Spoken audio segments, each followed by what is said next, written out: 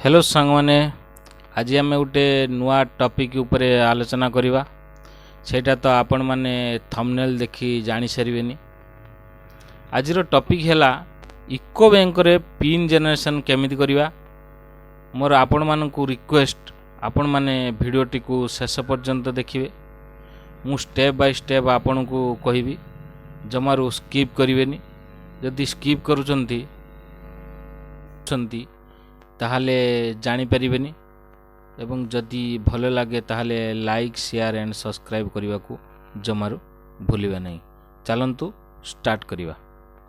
Eco bank pin generation पाई केवल eco bank ATM machine रे ही होई परिबो, आउ कोनोसी एटीएम मशीन रे हेबो नहीं।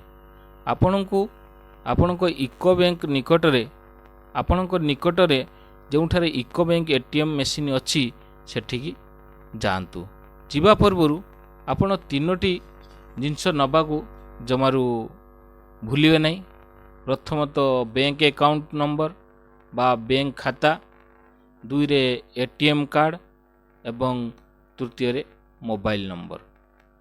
आउ तापर रहिला गोटे कथा मन रखिथिबे, एटीएम को जीवा पूर्व आपणको अकाउंट रे मोबाइल नंबर लिंक होईची कि नहीं चेक करि नियंतु। जदि न होइथाय ताले आपणको अकाउंट जो ब्रांच रे अछि सेठाकू जाई अकाउंट सहित मोबाइल नंबर लिंक कराई नियंतु।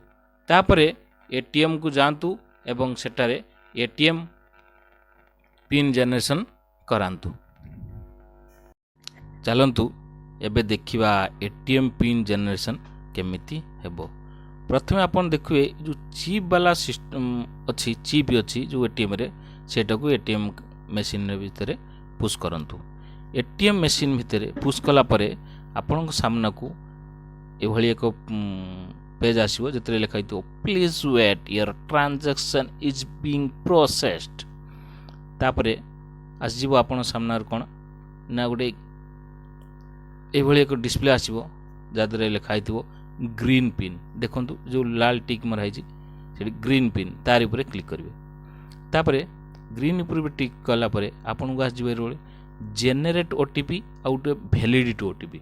आपन कोन करिवे ना जेनेरेट ओटीपी ऊपर ही क्लिक करिवे, कारण वैलिडिटी ओटीपी एबे दरकार नहीं, नेक्स्ट आगु दरकार एबे। तापर जेनेरेट ओटीपी रे क्लिक कला परे आपन सामना को आसजिबे कोन हला ना एभली जे आपन मोबाइल नंबर जोटा लिंक करथिबे सेही मोबाइल गुटे ओटीपी आसीबो। सेथिपई आपण मोबाइल नंबर टे आपण पाखरी रखिथिबे कि मोबाइल टी साथी रे रखिथिबे।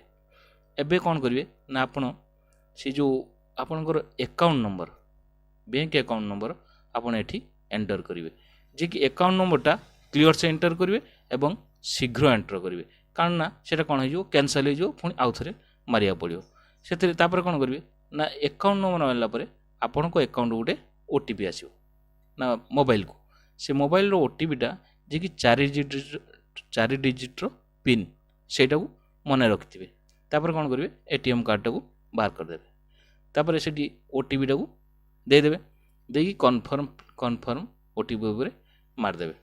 तापर कोन करिवे ना से जो या पर कोन करिवे ना एटीएम टा को बाहर कर देबे। तापर पुणी आउ थरे एटीएम टा को पुश करिवे। एटीएम पुश कला परे पुणी से लिखियो कोन please wait your transaction is being processed. एटा किछ समय आपण रहिबे। तापर कोन करिवे ना सेही जगह रे एबे कोन करिवे ना जे कि आपण को चिप टा को जेमिति धरो आपण प्रथम एटीएम रे एटीएम कार्ड रे मशीन रे जेमिति एटीएम पुश कर दिले पुणी आउ थरे करिवे। कर साइला परे पुणी से भली आपण को डिस्प्ले आसीबो जे ग्रीन पिन। मु आपन कहितली से जो ग्रीन पिन ऊपर आउ थरे क्लिक करिवे। ग्रीन पिन ऊपर क्लिक कले पुणी आपन लिखियो please wait transaction is being processed हला परे एभली एक आपन बाकू इंटरफेस आसीयो जे कि लिखा हितुआ सेतरे लिखितले कोन देखितले कोन जेनेरेट ओटीपी। एबे आसीयो वैलिडिटी ओटीपी। वैलिडिटी ओटीपी ऊपर क्लिक कर देबे। वैलिडिटी ओटीपी ऊपर क्लिक कला परे पुणी आपण को सुन आसीबो एभली please wait your transaction is being processed.